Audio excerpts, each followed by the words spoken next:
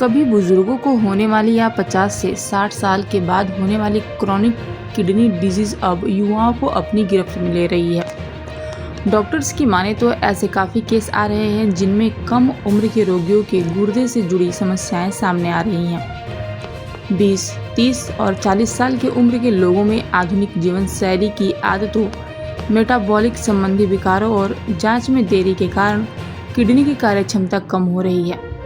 Chronic kidney रोग की खतरनाक बात यह है कि शरीर में अक्सर ये चुपके से विकसित हो रही होती हैं। जब इसका पता चलता है तब तक काफ़ी देर हो चुकी होती है।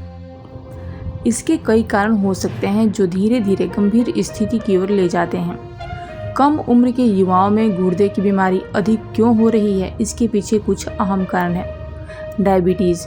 भारत में तेज़ी से डायबिटीज़ के मरीज बढ़ रहे हैं, जिससे ब्लड शुगर अनियंत्रित हो जाता है। इससे किडनी के अंदर की छोटी रक्त वाहिकाओं को धीरे धीरे नुकसान होता है और किडनी ठीक से फिल्टर नहीं कर पाती।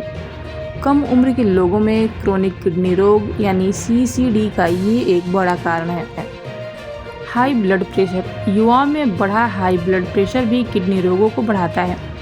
इससे किडनी की रक्त वाहिकाओं पर दबाव पड़ता है और समय के साथ अनियंत्रित रक्तचाप गुर्दे के ऊतकों को नुकसान पहुंचा सकता है और गुर्दे की कार्यक्षमता को कम कर सकता है।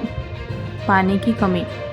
अगर आप कम पानी पीते हैं तो इससे किडनी पर असर पड़ता है। दिन भर में कम मात्रा में तरल पदार्थ का सेवन करने से गुर्दों पर अतिरिक्त दबाव पड़ सकता है, खासकर गर्मी के दिनों में या जो लोग बहुत ज़्यादा पसीना बहाते हैं। कैफीन की ज़्यादा मात्रा भी इसके लिए ठीक नहीं है।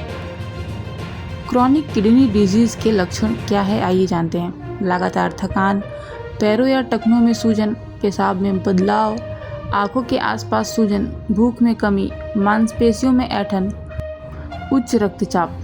भले ही ये लक्षण आपको शुरुआत में मामूली लग सकते हैं, इसलिए अक्सर इन्हें नज़रअंदाज नहीं करना चाहिए।